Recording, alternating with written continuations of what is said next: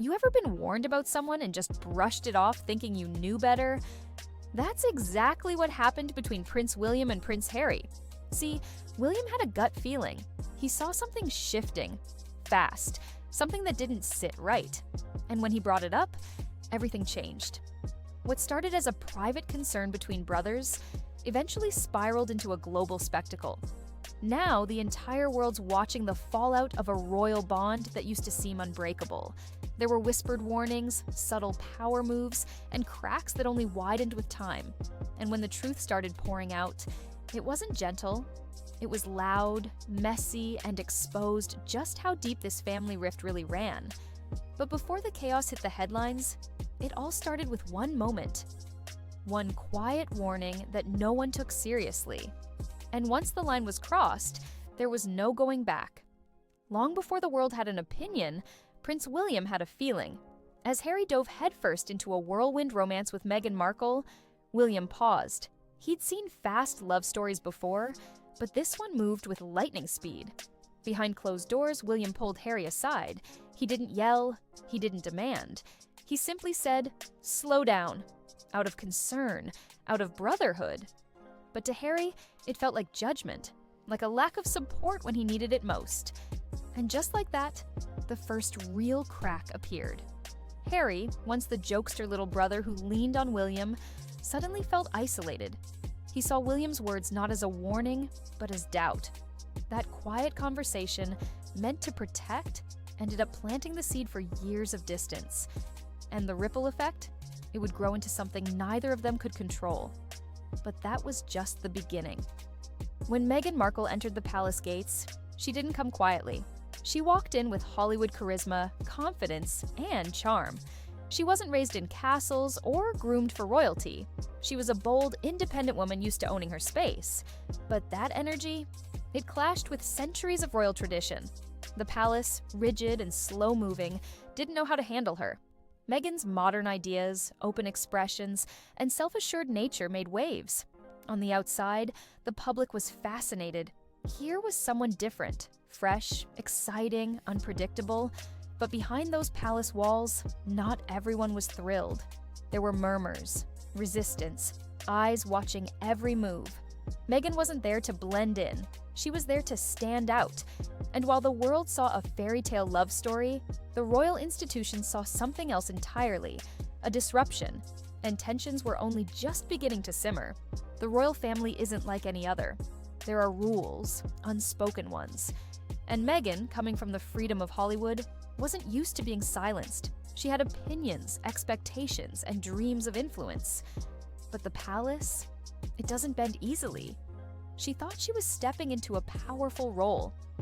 Instead, she found herself bound by outdated protocols and a cold hierarchy.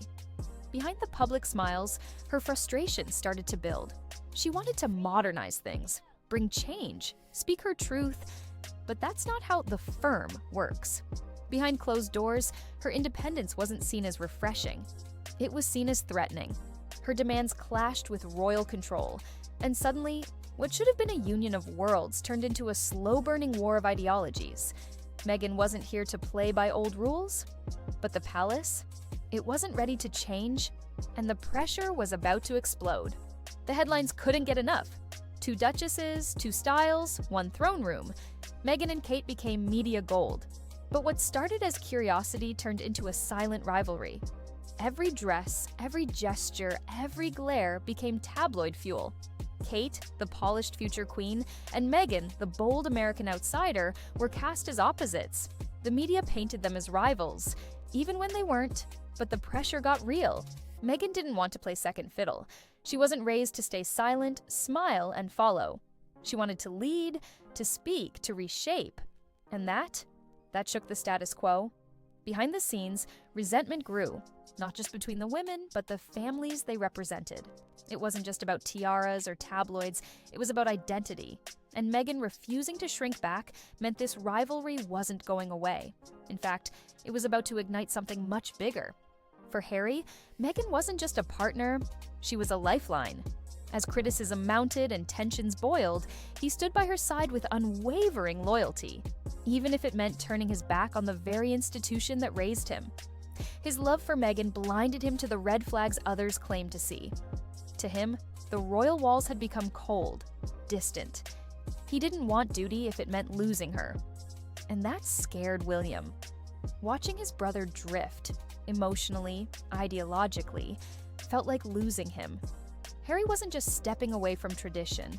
He was stepping into a new identity, one where love came first and the crown came last. And the further he leaned into that identity, the more alone William felt. This wasn't just a rift, it was a breaking point. But the damage was already done, and it would only get worse. To the world, Harry and Meghan's wedding was a dream. The music, the guests, the global attention, it looked perfect. But behind the scenes, it was a battlefield. Meghan clashed with palace staff.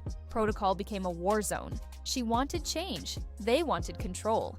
Arguments erupted over dresses, schedules, even titles. Meghan saw the wedding as a chance to modernize the monarchy.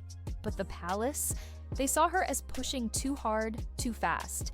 Tensions ran high. What should have been a joyful celebration became a quiet warning sign. The fairy tale was cracking, and those closest to the crown could feel it. Meghan wasn't here to just fit in, she came to transform. And that scared the palace more than anything. But the real shock came after the vows, when Meghan's vision clashed with royal reality in the most public way yet. Something changed in Harry. After the wedding, the royal soldier turned royal skeptic. He started questioning everything: his role, his value, his future. Years of being the spare had worn him down. Now, with Meghan by his side, he didn't want to play second anymore. He wanted freedom, a voice, a life outside the castle gates. And Meghan? She supported it, encouraged it, fueled it. Together, they started pulling away from the firm's grip. Harry wasn't just leaving tradition behind, he was breaking a centuries-old mold. The palace watched in silence as he transformed. Was he finding himself, or losing touch with everything he'd known? Either way, the royal family couldn't stop it.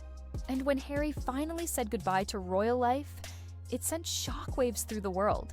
But the loudest explosion was still on the horizon. No one was ready for what Meghan and Harry revealed next. The world tuned in expecting drama. But they got a full-blown detonation. In their explosive sit-down with Oprah, Meghan peeled back the royal curtain like never before. She spoke of isolation, feeling silenced, being denied help during her darkest emotional struggles.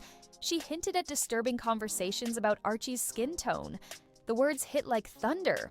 Harry backed her up, his own anger simmering just below the surface. They weren't just telling their truth. They were lighting a fire the monarchy couldn't ignore. The palace, built on silence and control, was suddenly on trial, in front of millions. And for Prince William, it wasn't just shocking, it was personal. Reports say he was livid, seeing the interview not as honesty, but as betrayal. A family matter had become global drama, but what came next would push them even further apart.